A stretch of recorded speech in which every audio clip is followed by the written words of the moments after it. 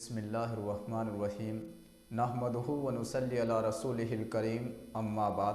محترم ناظرین، اللہ رب العزت کے بندوں پر بے شمار احسانات ہیں، بے شمار انعامات ہیں۔ ان انعامات میں سے اولاد کا ہونا ایک عظیم نعمت ہے۔ اولاد کی پیدائش کے بعد بچے کا نام رکھنا انتہائی اہم کام ہے۔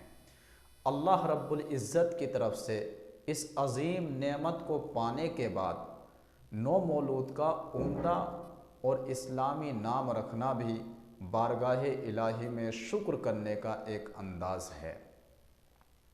نام نہ صرف ذاتی پہچان کے سبب بنتے ہیں بلکہ ناموں کا انسانی شخصیت پر گہرا اثر پڑتا ہے۔ مذہب اسلام مکمل ضابطۂ حیات ہونے کی وجہ سے زندگی کے ہر گوشے میں ہماری کامیاب رہنمائی کرتا ہے۔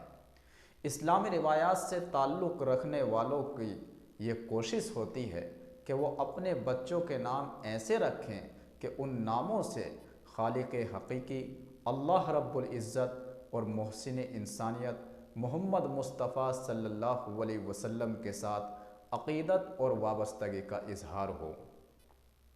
حضور اقدس صلی اللہ علیہ وسلم نے اچھے نام رکھنے کی تلقین کرتے ہوئے فرمایا کہ تمہارے ناموں میں سے اللہ رب العزت کے نزدیک سب سے زیادہ پسندیدہ نام عبداللہ اور عبد الرحمن ہے۔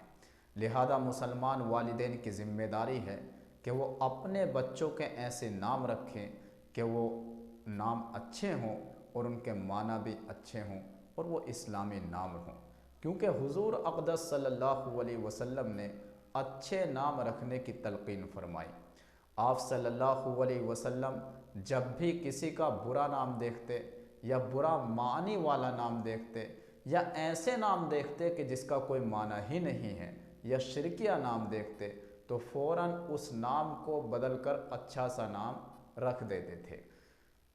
تو ہماری ذمہ داری ہے کہ ہم اپنے بچوں کے ایسے نام رکھیں کہ ان کے معنی بھی اچھے ہوں اور وہ معنی دار ہوں اور عمدہ نام ہوں۔ انبیاء علیہم الصلاۃ والسلام کے نام پر اپنے بچوں کے نام رکھیں، صحابہ کرام کے نام پر رکھیں، تابعین کے نام پر رکھیں، نیک لوگوں کے ناموں پر ہم اپنے بچوں کے نام رکھیں۔ والسلام علیکم ورحمۃ اللہ وبرکاتہ۔